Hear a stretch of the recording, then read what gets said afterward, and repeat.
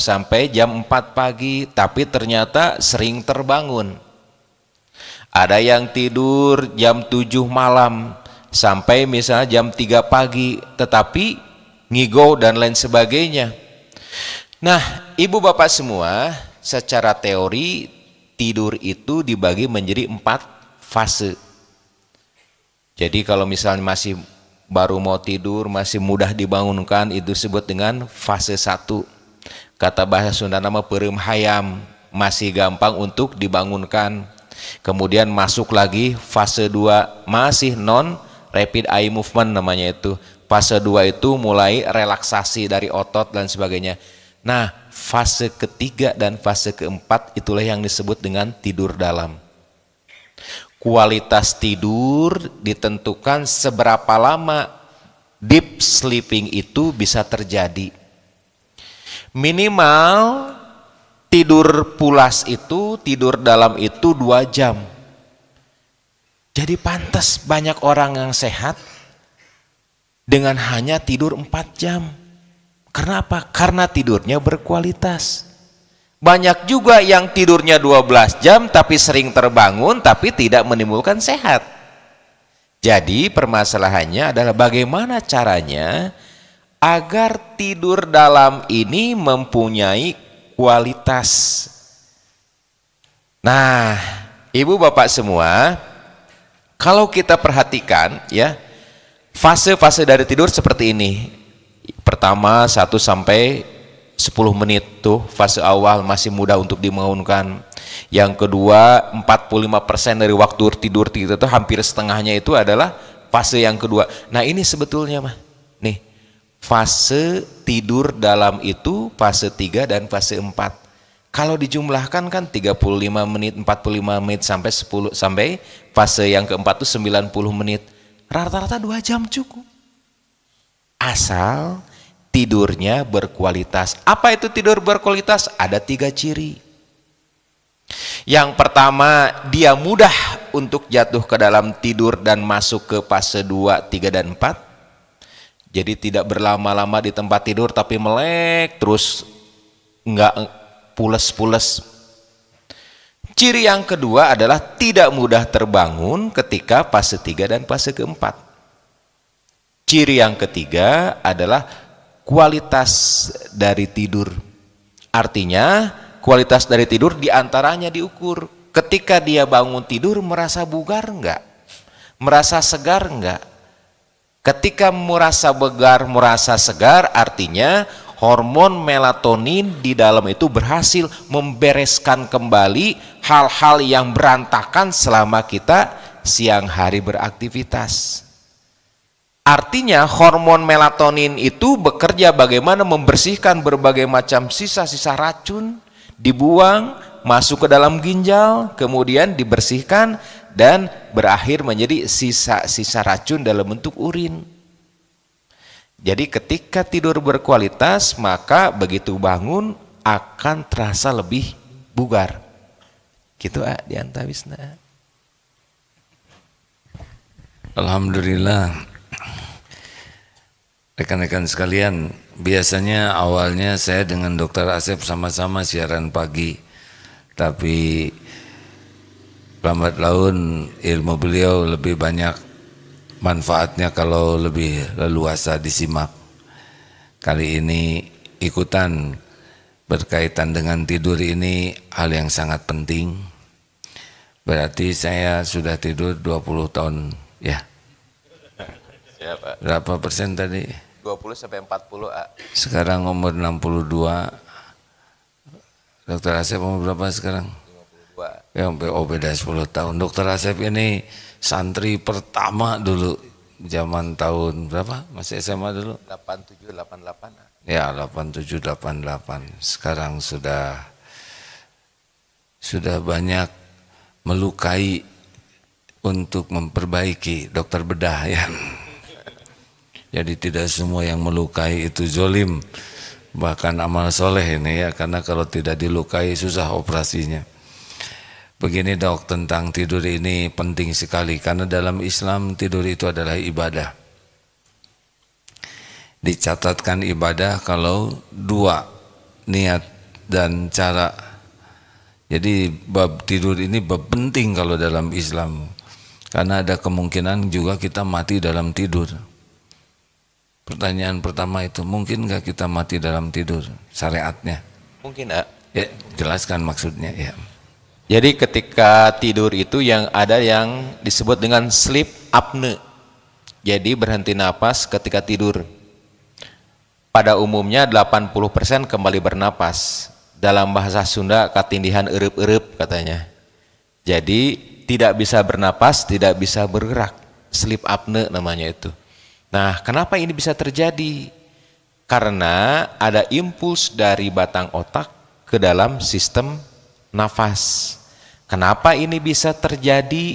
Apakah ini sebuah kelainan? Ini juga salah satu kelainan dari masalah tidur. Nah, ketika sebagian kecil sleep apnea itu terus menerus, kemungkinan ya sudah berhenti napas sampai di sana. Kapan ini terjadi? Rata-rata ini pada usia lanjut, rata-rata ya kalau perhitungan. Jadi kalau misalnya ada sleep apnea itu pada usia 80 tahun ke atas, ini memperbesar kemungkinan untuk keterusan nggak napasnya itu, Pak. Jadi traswe atau san gitu. Jadi mungkin begitu ya. Terima kasih dok, ini penting karena kita harus siap bangun dan siap tidak bangun lagi. Jadi sangat serius ini hadirin. Dan juga pernah mendapati saudara itu ya yang sedang ketiduran, lalu sebelum tidur minta diinjak-injak oleh anaknya, nak nih bapak pegal, diinjak anaknya masih kecil. Maghrib tuh pada maghrib sampai tidur, sampai isya, Pak capek nih, kok nggak disuruh turun, ternyata meninggal bapaknya. Nah, hakikatnya pasti karena sudah waktunya, ya. Karena tidak ada orang meninggal kecuali sudah waktunya. Syariatnya lewat tidur. Jarang orang yang mempersiapkan tidur untuk siap-siap kalau tidak bangun lagi. Oh, iya betul, jarang. Dokter juga kan gitu. Iya, jarang. Harusnya kita siap tidur seakan pasti bangun. Iya kan? Nah, bagusnya kita sebelum tidur beres-beres yang bagus. Nah, gimana? Misal sebelum tidur baca ayat kursi, baca terakhir surat Al-Baqarah yang disunnahkan, baca Al-Ikhlas, Al-Falaq, An-Nas, kemudian tiupkan ke tangan 3 kali, usapkan ke seluruh tubuh. Ini secara hakikat ini benar-benar secara syariat Islam ini benar-benar membuat kualitas tidur bagus. Secara medis bagaimana tuh kalau sebelum tidur banyak zikir? Iya, qadarullah. Saya coba mencari beberapa hasil penelitiannya dan didapatkan seperti ini. Bismillah.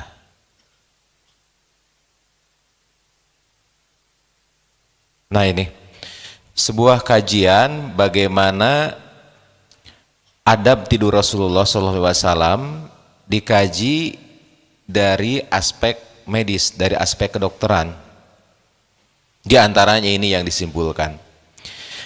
Jadi Rasulullah SAW itu ternyata jarang tidur larut malam, hampir tidak pernah. Setelah Isya itu tidak ada jeda waktu yang lama. Kemudian rata-rata kalau dikonversikan ke jam kita itu rata-rata Rasulullah itu bangun sekitar jam 2 jam 3 subuh. Nah, ini beberapa penelitian yang pernah dibuat ya. Yang pertama adalah bagaimana persiapan tidur. Jadi persiapan tidur yang bagus ini akan berdampak pada kualitas tidur. Contoh seperti ini. Di sana di beberapa hadis diungkapkan bahwa Rasulullah itu menganjurkan untuk mematikan api. Artinya ketika mematikan api ada 2 makna di sini. Yang pertama adalah makna dari segi keamanan. Karena banyak orang yang terbangun ketika dia lupa akan sesuatu yang bisa menimbulkan bahaya. Kemudian mengunci pintu saja. Kadang-kadang itu pintu udah dikunci belum ya? Ketidur lagi. Pintu udah dikunci belum ya? Tidur lagi begitu. Jadi selama tidur itu mungkin ada 3 fase. Ingat bahwa kunci itu apa sudah digembok ataukah belum. Ini yang menjadi ciri kedua dari kualitas tidur itu menurun kan. Ciri pertama dia mudah tidur, ciri yang kedua adalah bagaimana tidur itu tetap kontinu terpelihara. Dengan memadamkan api, dengan mengecilkan pelita atau cahaya, juga ini bisa memaksimalkan pengeluaran hormon melatonin tadi yang mempunyai 3 fungsi. Itu kalau kita kaji secara medis. Kemudian juga bagaimana Rasulullah sebelum tidur itu kan mengusap tempat tidur tuh, membersihkan. Artinya apa? Persiapan tempat tidur itu bukan hanya dalam masalah kebersihan, juga dinyatakan safety, aman untuk tempat tidur itu untuk ditiduri. Karena kalau kita perhatikan aspek keamanan ini justru aspek yang terbesar menyebabkan gangguan ciri insomnia yang kedua, yaitu sering terbangun ya. Nah selanjutnya ini yang Masya Allah saya perhatikan, bagaimana ternyata wudhu itu bagaimana ternyata wudhu itu bisa meningkatkan kualitas tidur di fase 3 dan fase 4. Ini sebuah penelitian ibu bapak semua yang dilakukan di kita nih di Indonesia. Jadi ada 17 orang yang diberikan perlakuan sebelum tidur itu dianjurkan untuk berwudu. Pada hari-hari sebelumnya diukur bagaimana sleep quality index, bagaimana kualitas tidur. Kemudian ketika diberi perlakuan dengan wudu, ternyata ada perubahan dari kualitas tidur. Di sini dikatakan bahwa pada penelitian ini ditemukan bahwa terapi wudu dikatakan terapi wudu karena ini pada orang-orang yang insomnia. Terapi wudu adalah terapi yang efektif untuk meningkatkan kualitas tidur. Ketika kita berbicara kualitas tidur, maka ciri yang ketiganya itu ada. Mudah boboknya, kalau bahasa Sunda mah pelor, begitu nempel langsung. Nah, yang kedua tidak mudah terbangun. Yang ketiga, begitu bangun dia mempunyai vitalitas atau kata kita mah lebih segar begitu. Jadi diantaranya itu. Jadi dengan wudhu ternyata secara bermakna bisa meningkatkan kualitas tidur. Ya. Kemudian selanjutnya miring ke kanan. Miring ke kanan ada beberapa kajian. Yang paling banyak kajian secara ilmiah adalah bagaimana miring ke kanan itu bisa mencegah terjadinya serangan jantung akut, bahasa sederhananya seperti itu. Bisa mencegah aritmia atau denyut jantung yang tak beraturan ketika awal tidur miring ke kanan. Nah, tidur miring ke kanan kenapa bisa seperti itu? Ditelitilah. Ternyata rangsangan saraf terbesar untuk denyut jantung supaya stabil itu namanya rangsangan vagal, itu lebih besar ketika dia itu miring ke kanan. Pertanyaannya, ini yang menggelitik saya dan terus mencari beberapa jurnal ya. Kalau kita lihat miring ke kanan ternyata bisa menyebabkan lambung itu isinya itu gampang naik. Kata saya teh, nggak mungkin Rasulullah salah. Untungnya untuk penyakit jantung ternyata bisa mencegah aritmia, bisa mencegah serangan jantung mendadak, tetapi untuk lambung bisa menyebabkan makanan naik. Saya coba analisis terus, ternyata apa hasilnya Pak? Rasulullah itu hampir tidak pernah makan malam. Dan ketika Rasulullah berangkat tidur, dipastikan paling tidak 2,5 jam itu setelah terakhir beliau makan. Artinya apa? Beliau tidur dalam keadaan lambung itu sudah kosong. Hampir tidak mungkin terjadinya asam lambung naik atau reflux osofagus. Hampir tidak mungkin. Masya Allah. Jadi kalau kita hanya mempelajari hadis satu saja, tidak disambungkan, diruntutkan dengan bagaimana sebelum-sebelumnya, maka kemungkinan kita akan memberikan penafsiran yang lain. Jadi ketika miring ke kanan ini nggak ada hubungan dengan terjadinya GERD, gastroesophageal reflux syndrome, ya, Depok disease, naik asam lambung ke atas, nggak ada. Kenapa? Hampir nggak pernah Rasulullah itu berangkat tidur kurang dari 2,5 jam beliau setelah makan. Wah, sodakta ya Rasulullah. Masya Allah, ini saya baru ketemu tuh mungkin 4 bulan yang lalu. Mulai bertanya-tanya, kenapa kok miring ke kanan itu memang untuk lambung itu nggak bagus kalau lambung dalam keadaan terisi. Sedikit bertanya, itu kan miring ke kanan itu kalau kitanya lagi ingat. Awal tidur, betul. Ya. Ya. Tapi sesudah tidur saya tidak tahu miring kemana aja. Ya, betul.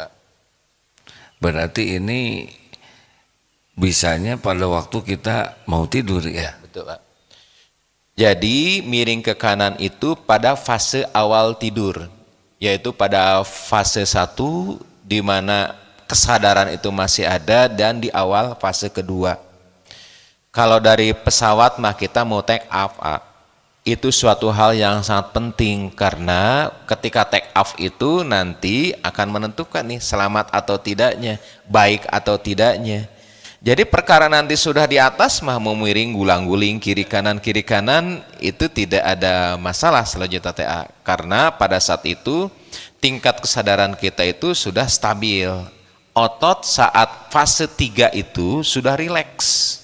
Jadi sudah tidak, kemudian suhu tubuh itu menurun sekitar 1 sampai 2 derajat. Jadi artinya hampir seluruh tubuh itu sudah rileks kalau memasuki fase ketiga dan keempat. Jadi awal tidur itulah yang miring ke kanan itu. Ya, sebetulnya beliau akan melanjutkan dengan doa, tapi sedikit mengkaji dari sisi tauhid ya. Ya. Jadi kita tidur itu, pemilik tidur itu adalah Allah Subhanahu wa taala. Yang menidurkan, membangunkan juga dengan izin Allah. Kita tidur dengan izin Allah, susah tidur dengan izin Allah, kita bangun dengan izin Allah, susah bangun juga dengan izin Allah. Beberapa teman-teman kita ini bahkan saking dalamnya materi tidur ini, beliau sudah tidur duluan ya. Luar biasa, ini nyerap sekali ilmunya ya. Dan begitulah ya, tidur itu ternyata punya dunia sendiri. Rekan-rekan sekalian, tidak bisa sampai akhir, jadi sedikit memotong boleh? Pernah satu saat juga sulit tidur, waktu itu sedang di rumah sakit. Saya sudah dipikir-pikir memang sulit tidur itu secara syariat karena memang lebih memikirkan takut tidak bisa tidur. Jadi karena loh kok jam 11 belum bisa tidur, cemas tidak bisa tidur, akhirnya jam 12 makin wah ini nggak tidur nih, bahaya nih. Ternyata pikiran takut tidak tidur itu menyebabkan jadi susah tidur. Waktu itu sampai malam itu lalu browsing saja doa-doa Rasulullah tentang bagaimana doa kalau susah tidur. Sudah itu coba wudhu dulu, itu sekitar jam 1 malam wudhu, sholat sekuat tenaga, kemudian doa, dan sesudah itu tidur. Secara syariat menyempurnakan amalan yang Allah sukai, tetap secara hakikat itu yang sesukai, tapi hakikatnya Allah melihat ya kita melakukan SOP yang disunahkan, kemudian Allah ngasih ngantuk dan Allah ngasih tidur. Nah selebihnya pernah suatu saat agak susah tidur juga, akhirnya tidak mau mikir tentang tidur. Pokoknya terserah Allah mau ditidurkan atau tidak, karena Allah sudah tahu bagaimana saya babak belurnya kalau tidak bisa tidur. Besok saya jadwal banyak, ya Rob hanya Engkau lah yang maha tahu dan yang maha kuasa, yang paling penting zikir aja. Saya mau zikir kan itu yang Kau suka, zikir saja. La ilaha illallah. Kenapa ujuk-ujuk jam 4 gitulah ya, berarti tidur ya. Jadi kalau nanti merasa susah tidur, salah satunya adalah kita harus yakin bahwa tidur itu milik Allah. Kita bisa tidur itu kalau ditidurkan oleh Allah. Walaupun makan obat tidur, kalau nggak ditidurkan melek, benar nggak dok? Kan? Ada kemarin temen naik pesawat mau umroh, makan obat tidur, melek aja ya nggak? Karena tetap takut pesawatnya jatuh, padahal enggak ya. SOP wudhu, keyakinan Allah yang menidurkan, kemudian kita zikir, doa, gunakan sunnah-sunnah Nabi, lalu sudah itu tidak usah pikirkanlah tidur atau tidak tidur, lepas sajalah, mau tidur mau tidak tidur, Allah sudah tahu apa yang terbaik, yang penting kita doa dan zikir. Insya Allah oleh Allah yang melihat apa yang kita lakukan, tinggal ditidurkan. Dan siaplah kalau tidur selama-lamanya ya. Jadi sebelum tidur tuh istighfar dulu, tobatan dulu. Kalau ada istri atau ada suami minta maaf. Karena kalau udah mati tidak sempat lagi minta maaf. Jangan bertengkar sebelum tidur. Siapa tahu nggak bangun lagi. Suami yang baik, istri kan ada yang itu tuh, Pak, kalau saya meninggal silakan katanya, kalau saya tidur terus tidak bangun lagi, sok aja Bapak kalau nanti udah waktunya nikah lagi, yang penting kunjungin kuburan saya. Apa cirinya boleh nikah ya? Kalau kuburan saya sudah kering. Terus apa yang harus saya datangi ya? Usahakan datanglah 2 hari sekali ke kuburan saya. Apa saya doain dan siram aja, jadi nggak kering-kering. Ini tidak ada kaitan dengan tidur hadirin. Ini hanya intermezzo saja. Jadi itu sekedar pengalaman, karena pernah suatu saat tidak agak sulit tidur, dan sesudah itu nggak usah dipikir lagi tentang sulit tidur. Sudahlah, terserah Allah saja yang maha baik. Yang penting zikir, karena yang Allah sukai kan zikrullah. Dan kalau kita tidur dalam keadaan zikir, insya Allah sepanjang tidur kita dianggap zikir. Kalaupun meninggal ketika tidur, insya Allah meninggal dalam keadaan zikrullah.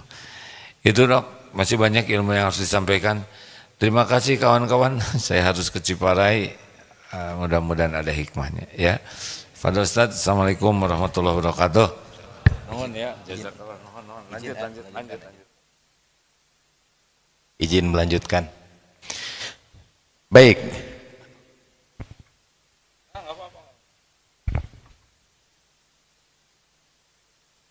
Baik.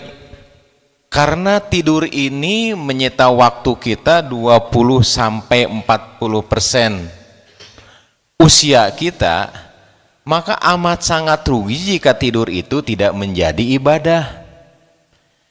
Ibadah yang paling enak diantaranya adalah tidur. Berdoa sebelum tidur, kemudian kita tidak sadar, selama tidur andai kata kita diawali dengan zikir, maka sepanjang itulah dihitung tanpa henti sampai kita bangun. Kan enak banget ya, kayak passive income gitu Pak ya, modalnya sedikit begitu ya, kita tidur untungnya banyak gitu. Jadi kalau betul, kalau hitung-hitungan bisnis mah ini salah satu yang modalnya kecil Pak, tapi untungnya besar. Ya, selama tidur kan argo kita jalan aja terus ya, saking sayangnya Allah sama kita. Nah makanya tidur itu bagaimana caranya agar tidur itu bisa berkualitas. Nah ibu bapak semua, para pemirsa di MKTV, MKFM yang sedang menyimak, problematika tidur ini kenapa bisa terjadi? Apa penyebabnya? Orang itu bisa menjadi gangguan tidur. Nah, kalau kita lihat dari data, punten ya. Kalau kita lihat dari data, 30 sampai 40% orang gangguan tidur itu bukan karena nyeri, bukan karena sakit, bukan karena makanan, tetapi 30 sampai 40% karena gangguan mental Pak. Apa yang jadi masalah? 3 masalah besar. Jadi ada 3 besar gangguan mental itu: stres, cemas, dan depresi. Sudah tanggal 8, gajian belum cair, kontrakan udah ditagih, SPP belum bayar, beras belum punya Pak ya, kemudian gas habis, ya pokoknya mendramatisir lah segala macam kan. Wajar kalau susah tidur. Kemudian depresi. Depresi itu karena aduh kumaha cenah enatenya, cenah mikiran berbagai macam lah. Kalau kata Ama, kita coba pikirkan melalui porsi kita yang sekiranya bisa menjadi perubahan. Jadi sebagian besar ya diantaranya adalah aspek psikis.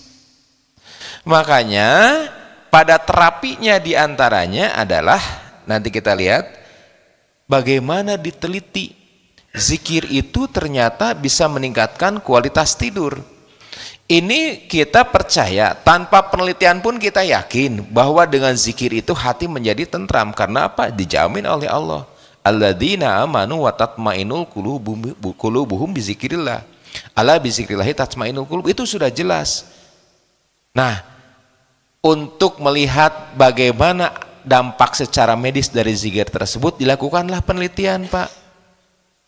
Penelitian dilakukan pada panti jompo. Kalau menurut kita Maya, panti jompo ada 3 jenis penelitian, Pak. Yang pertama di panti jompo itu, Pak, pakai sound system. Menjelang waktu tidur dibacakanlah tilawah ayat-ayat Quran menjelang waktu tidur tuh, Pak. Ternyata dibandingkan antara blok 1 yang dibacakan bacaan Al-Quran, yang blok 1 lagi tidak dilakukan bacaan Al-Quran, ternyata kualitas tidurnya berbeda. Lebih berkualitas mereka yang diperdengarkan murotal Al-Quran. Percobaan yang kedua, sebelum tidur mereka diberikan perlakuan untuk zikir subhanallah walhamdulillah wala ilaha illallah wallahu akbar, itu zikirnya. Ternyata itu juga meningkatkan kualitas tidur. Saya akan coba lihat penelitiannya, Pak ya. Punten tadi sempat terputus. Artinya ibu bapak semua, dengan zikrullah kalau secara dalil kita yakin pasti. Nah, ini kita coba lihat dari aspek penelitiannya, ya. Ini penelitian dilakukan oleh teman-teman kita yang ada di Unisba di sini, ya. Dikatakan bahwa murotal Al-Quran surat Ar-Rahman meningkatkan kualitas tidur pada lansia. Pada lansia, kenapa ini penting? Karena kalau lihat data statistik, justru yang paling sering mengalami gangguan tidur itu adalah para lansia. Dibacakan surat apa? Surat Ar-Rahman, Pak. Kalau ini dibacakan, diperdengarkan, ya. Kemudian penelitian lain. Di sini juga sama. Bagaimana orang yang mau tidur itu diperdengarkan bacaan-bacaan Al-Quran juga. Di sini dikatakan bahwa dibacakan Al-Quran adalah salah satu strategi yang dianjurkan untuk meningkatkan kualitas tidur pada usia lanjut. Artinya, kenapa kok ini bisa menjadi konsen pada usia lanjut? Karena pada usia lanjut, Pak, fungsi ginjal sudah menurun, kurang lebih sekitar 70% dari ketika dia muda. Andai kata pada usia lanjut itu mengkonsumsi obat-obatan psikotropika, maka kemungkinan akan membebani ginjal untuk membuang sisa metabolisme obat itu. Yang kedua, Pak, yang sangat bahaya, kenapa pada usia lanjut itu sangat tidak dianjurkan untuk mengkonsumsi obat-obat tidur. Karena obat tidur itu diantaranya mempunyai efek samping terhadap apa? Depresi napas. Jadi ketika dosisnya berlebihan, tidurnya kepanjangan, Pak. Sampai dia dibangunkan oleh malaikat, Pak. Karena tidurnya kepanjangan. Jadi pada orang tua dicari tuh, Pak, bagaimana caranya agar tidur berkualitas tanpa efek samping yang sangat membahayakan. Di antaranya adalah bagaimana memperdengarkan atau diperdengarkan bacaan Al-Quran, kemudian dengan membaca zikrullah. Jadi dikatakan Pak bahwa dibacakan Al-Quran merupakan terapi atau strategi yang direkomendasikan untuk improvement, meningkatkan kualitas tidur dari lansia. Jadi kalau dikatakan tadi benar nggak, masalah benar sudah pasti benarnya mah Pak, nggak usah diragukan, oleh itu jaminan Allah. Ya. Yang selanjutnya Pak, kita berbicara masalah waktu. Punten, sebentar ya. Ini sudah. Oh ya, sebelum saya lupa, bagi ibu bapak yang ada di Jabodetabek atau ada di menyempatkan waktu, punten, ini untuk mengingatkan kajian tauhid yang biasanya dilakukan di Masjid Istiqlal, ya di Masjid Istiqlal biasanya kan tiap minggu, tiap pekan kedua ya, tiap pekan kedua hari Ahad, biasanya dilakukan di Masjid Istiqlal pada Ahad besok, nih tanggal 8 Oktober, berarti besok ya, sekarang tanggal 7. Sementara ini dipindahkan ke Masjid Atin. Ada di mana Masjid Atin tuh Pak? Di Taman Mini ya, jadi habis pengajian jalan-jalan Pak ya, di Masjid Atin Jakarta ya. Yang akan menjadi pembicara adalah guru kita Agim dan Ko Denis ya. Jadi para ABG yang mau hadir silahkan ya. Kita lanjut. Nah, kalau kita lihat gangguan tidur berupa insomnia itu sebetulnya berapa jenis? Saya kira-kira masuk insomnia apa enggak ya? Nama saya Nia. Oh, enggak nyambung itu Mbak ya, enggak ada kaitan. Sukanya oncom, itu mau oncomnia ya. Jadi insomnia ini diklasifikasikan menjadi 3 golongan Pak. Yang pertama adalah transient insomnia, yang kedua short term insomnia, dan juga ada long term. Patokannya adalah waktu 4 minggu. Jadi ketika terjadi gangguan tidur itu selama 4 minggu, maka digolongkan sebagai long term insomnia ya. Kalau begitu insomnia itu penyebabnya apa? Tadi kan sudah diuraikan, ada penyebab yang disebut insomnia primer, kita tidak tahu penyebabnya apa. Dia pokoknya mah kebiasaannya hese sare begitu. Yang kedua adalah secondary insomnia, yang penyebabnya kebanyakan adalah aspek psikis atau aspek pikiran Pak, kebanyakan teh. Nah ini data yang tadi Pak ya, punten saya sampaikan nih. Nah, ini udah nyampak tadi ya. Jadi kalau kita lihat Pak, permasalahannya ternyata dari tahun 2022 sampai 2029 diprediksi yang nggak bisa tidur itu makin lama makin banyak. Mungkin nanti 2029 orang yang tidak tidur itu bisa mencapai 1/3 jumlah penduduk dunia. Waduh, tesarare cigana Pak. Puguh-puguh mun ngaronda mah merenya. Puguh-puguh kalau dinas malam mah. Ternyata dikaji juga terjadi peningkatan yang mungkin lebih dari 10% Pak. Dari biasanya kan ini meningkat 10% ya. Dengan meningkatnya namanya screen time.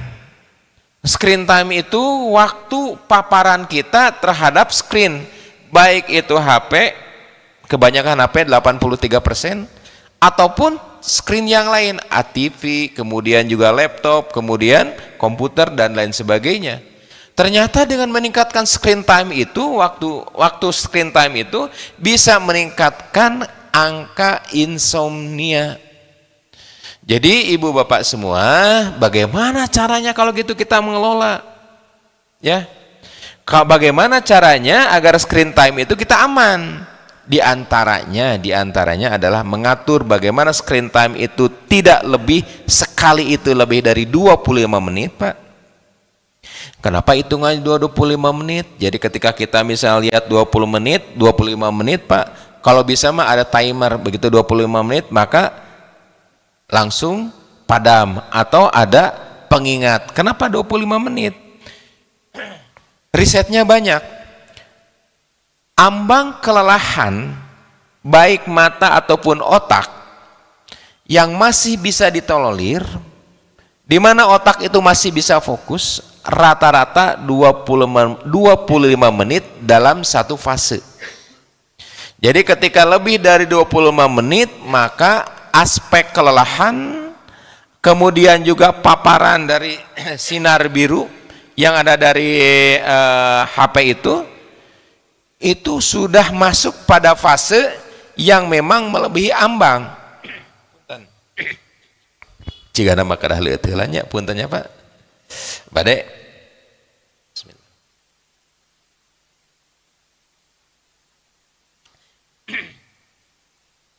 Jadi pada penelitian-penelitian dikemukakan bahwa kapasitas kita dalam satu fase itu, kapasitas fase optimal sekitar waktunya 25 menit.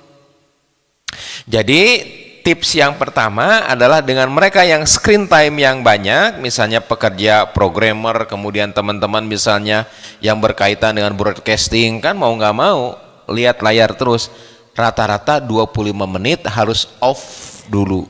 Berapa lama off-nya? Antara 3 sampai 8 menit. Nggak lama sebetulnya mah. Dengan cara melihat sesuatu yang sangat jauh.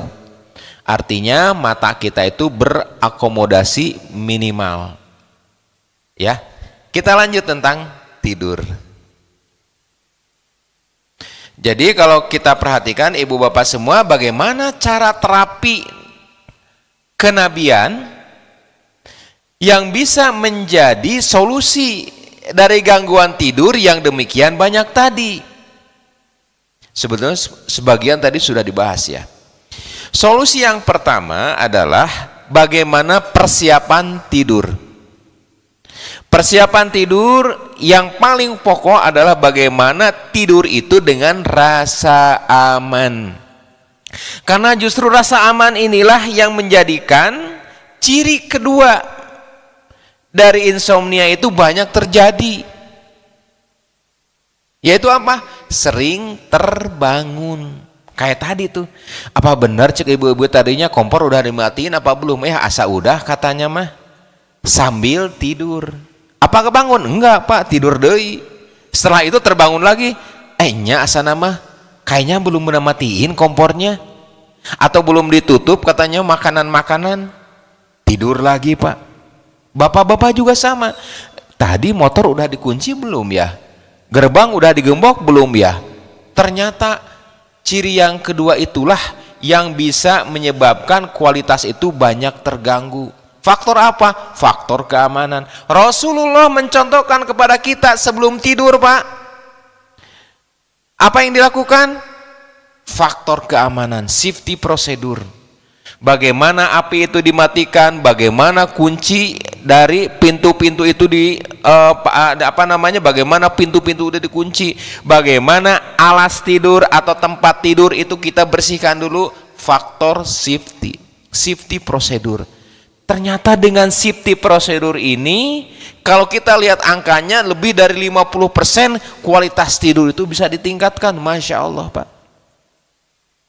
Artinya ibu bapak semua, ketika Rasulullah mencontohkan kepada kita bagaimana 7 adab waktu sebelum tidur, ternyata lebih dari 50% gangguan jenis kedua itu bisa diselesaikan. Kan gangguan yang kedua itu ketika tidur dia sering terbangun Pak. 50% bisa diselesaikan dengan safety prosedur ala Rasulullah.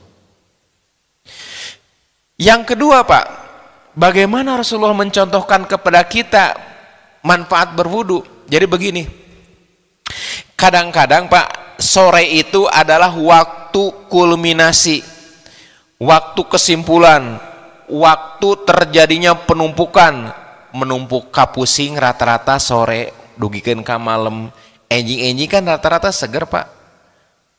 Masalah numpuk kadang-kadang dari pagi, siang, sore sampai malam. Jadi beban psikis dan beban metabolisme rata-rata menumpuk pada sore dan malam hari. Wajar kalau otak itu panas Pak, kalau radiator mah. Ada 3 penelitian yang pernah saya baca. Ternyata dengan wudhu itu ibarat radiator pada mobil, pada kendaraan, Pak. Jadi begitu wudhu, maka nervus, kalau bahasa kita mau nervus ke-7, nervus facialis.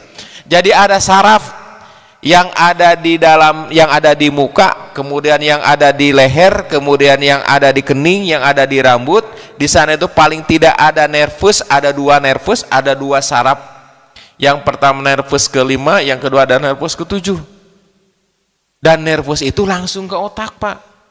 Dengan adanya wudhu bisa menurunkan tingkat muncek orang banyak suhu. Lamun ibarat mobil teh mah. Jadi bisa merefresh sebagian dari kejenuhan-kejenuhan yang ada di otak.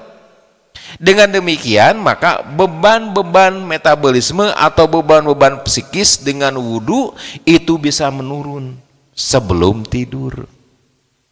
Karena tidak jarang juga, Pak, ketika tidur itu mikiran, wah kamari iya kumahanya, besok seperti apa, kemarin ada yang nagih lagi, kira-kira besok nagih lagi enggak, dan lain sebagainya. Artinya kulminasi atau akumulasi dari berbagai macam keluhan, berbagai macam ketidaknyamanan itu berujung pada malam hari. Dengan wudhu juga ternyata itu bisa dikurangi beban-beban seperti tadi.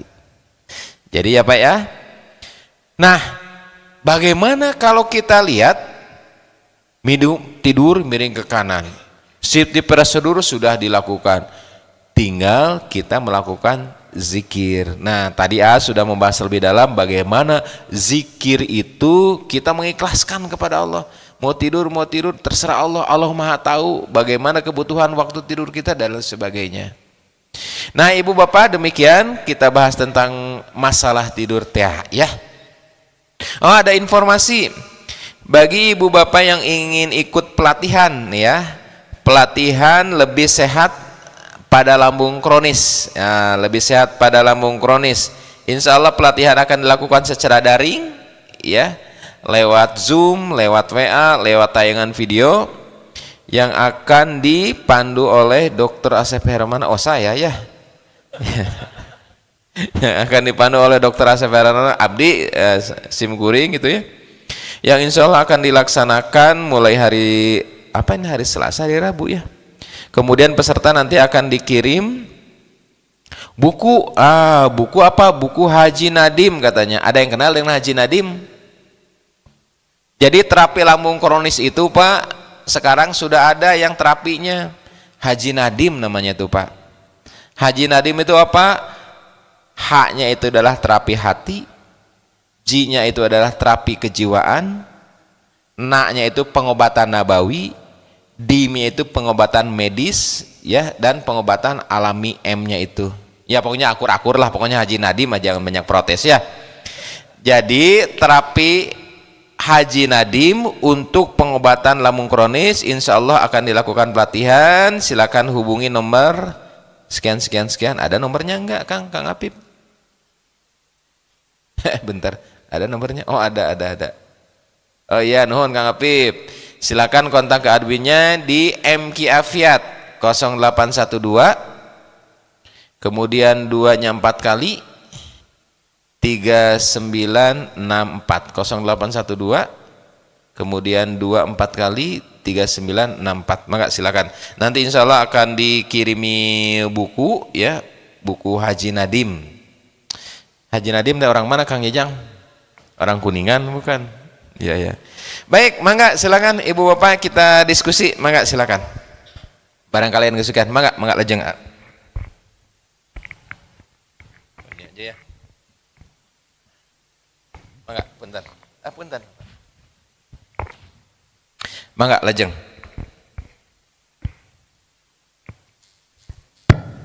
Bismillahirrahmanirrahim. Assalamualaikum warahmatullahi wabarakatuh. Dokter, mohon izin untuk bertanya. Pernah saya dapat seperti referensi gitu ya, Dok, terkait dengan sunnah memadamkan api itu, Dok. Jadi setelah diteliti ternyata apakah benar itu bisa yang orang yang tidurnya itu dengan lampu apa itu terang dengan orang yang tidurnya dengan lampu yang redup atau malah mungkin gelap, itu akan sangat mempengaruhi produksi hormon tersebut dan mempengaruhi imunitas orang tersebut. Terima kasih. Mudah-mudahan ini ketemu ya. Jadi ketika kita tidur, sebentar, mudah-mudahan saya bisa nyampaikan ini ya. Kita coba lihat makhluk Allah ya, yang diutus kepada kita walaupun kita lagi tidur.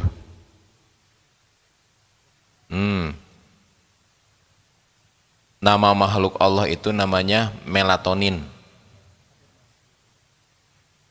Sebentar.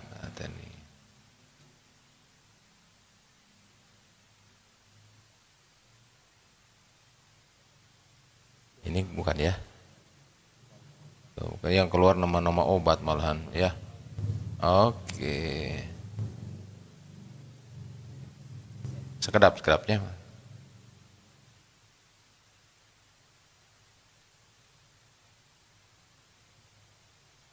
Nah, ini. Baik.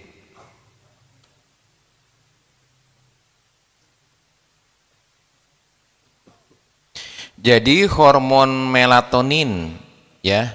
Hormon melatonin itu kapan muncul? Hormon melatonin itu muncul ketika kita tidur ya. Seperti ini punten, mudah-mudahan ini bisa nampak ya. Nah, punten. Nah, ini. Bisa kelihatan kan? Tuh, grafiknya yang biru ya. Jadi hormon melatonin ini akan keluar ketika seseorang itu tidur. Jam berapa bisa keluarnya? Biasanya keluar itu sekitar jam 8 malam. Puncaknya itu sekitar jam 11, jam 12. Menurun lagi ketika jam 1, jam 2. Tuh lihat grafiknya yang biru kan? Nah, itu yang biru ya. Jadi ketika hormon itu keluar, maka hormon tersebut mempunyai fungsi. Fungsinya itu ada 3 tadi ya. Ada fungsi untuk recovery atau fungsi pengaturan. Yang kedua adalah fungsi untuk imunitas ya. Nah, pantesan pada orang yang terganggu tidur ternyata gampang sakit. Apa hubungannya melatonin dengan cahaya? Pada orang yang tidur dengan cahaya yang redup, diukur, ternyata dihasilkan kadar melatoninnya itu lebih tinggi daripada tidur dengan cahaya terang benderang. Artinya ketika kita misalnya mematikan lampu atau meredupkan lampu, ketika kita tidur, kemungkinan kadar melatonin itu lebih tinggi daripada cahaya tersebut tidak diredupkan. Nah, ini penelitiannya secara medis demikian. Jadi ketika Rasulullah mensabdakan demikian, geus pastilah benar.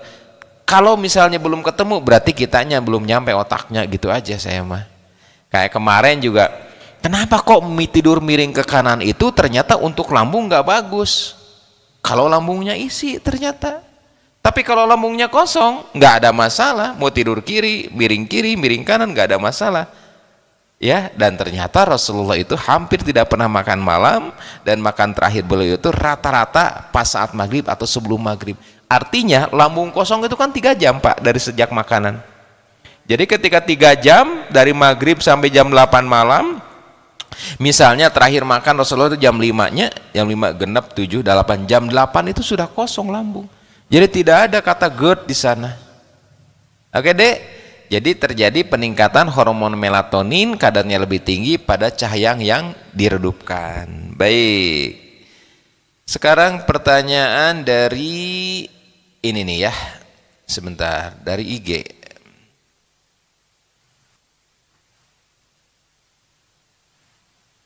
Nah, Masya Allah pertanyaannya banyak nih. Dari Ibu Farida, bagaimana cara mengatasi ngorok? Nah, tadi malam juga banyak kan yang sini berjamaah kan? nadanya macam-macam kan, ada nasar A, E, C, D begitu ya. Ya. Jadi ngorok itu terjadi pada sekitar 23%. Pada 23% orang yang sedang tidur. Jadi jumlahnya cukup banyak ya. Dikatakan pada statistik laki-laki lebih banyak katanya yang ngoroknya teh daripada perempuan. Bener nggak Bu?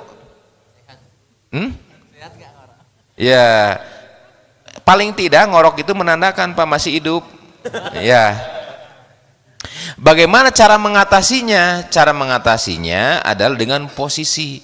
Karena ngorok itu adalah posisi pangkal lidah yang jatuh ke belakang, kemudian dihembus oleh nafas dari paru-paru. Jadi posisi leher waktu tidur dengan menggunakan bantal yang bentuknya itu melengkung ergonomis. Di antaranya itu, ya. Kalau dengan menggunakan bantal itu juga ternyata masih ngorok, ya sudah berarti bentuk anatomi dari orangnya itu memang takdirnya seperti itu. Ya udah takdirnya Bu punya suami seperti itu Bu ya, alhamdulillah ya Bu ya. Ada pahala, iya pahala sabar Pak ya. Kemudian izin bertanya, usia saya 48 tahun, sering terbangun malam hari sekitar 1 jam karena kepengen pipis. Sesudah itu sudah tidur lagi, bagaimana mengatasinya? Cek pertama kadar gula darah, cek kadar HbA1c, karena ada yang disebut dengan polidipsi, poliuri, poliragi, polipagi, pruritus ya, ciri-ciri dari diabetes. Ciri diabetes diantaranya sering terbangun pada malam hari untuk kencing. Jadi cek kadar gula darah puasa, cek kadar HbA1c namanya itu ya. Andai kata ini normal, maka ada kemungkinan yang kedua. Kalau pada usia lanjut, ya kemungkinan karena inkontinensia. Jadi ini harus latihan fisioterapi dan senam.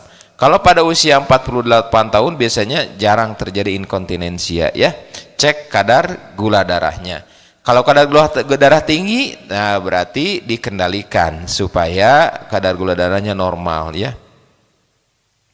Bagaimana bisa mengobati skizofrenia mungkin ya? Zikir apa yang dilakukan dan pengobatan fisik apa yang bisa dilakukan?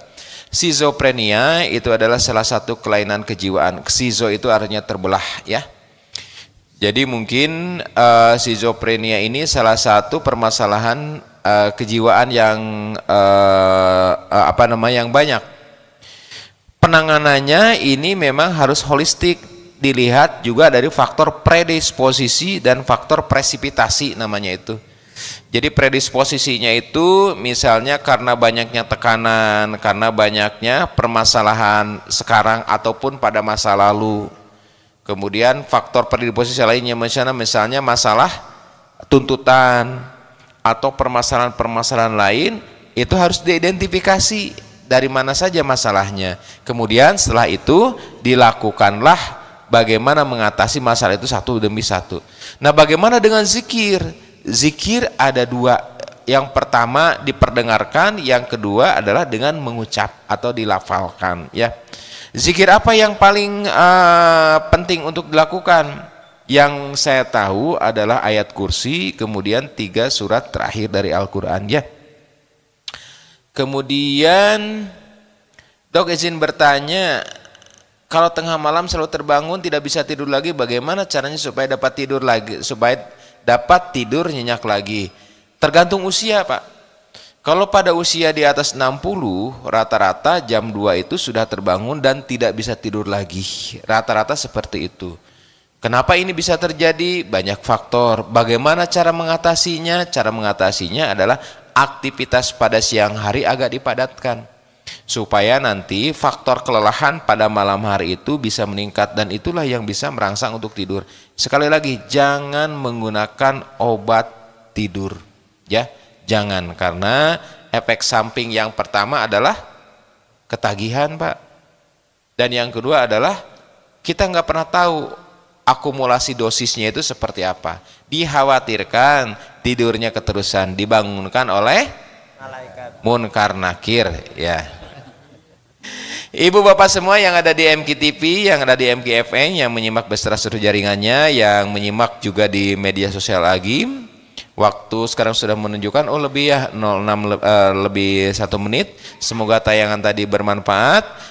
Saya ingatkan lagi bahwa untuk tablik akbar, kajian tauhid yang biasanya dilakukan di Istiqlal pada bulan Oktober ini saja.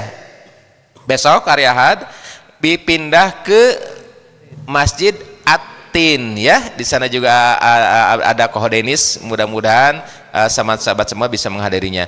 Bagi ibu bapak yang ingin ikut pelatihan lebih sehat untuk lambung kronis dengan metode Haji Nadim, mangga silakan untuk kontak ke nomor yang tadi ya. Nomornya saya lupa lagi juga ya. Mudah-mudahan bermanfaat. Kita tutup dengan doa kafaratul majelis. Subhanakallahumma wa bihamdika asyhadu an la ilaha illa anta astaghfiruka wa atubu ilaik. Assalamualaikum warahmatullahi wabarakatuh. Hatur nuhun tim MK Dakwah Digital. Alhamdulillah.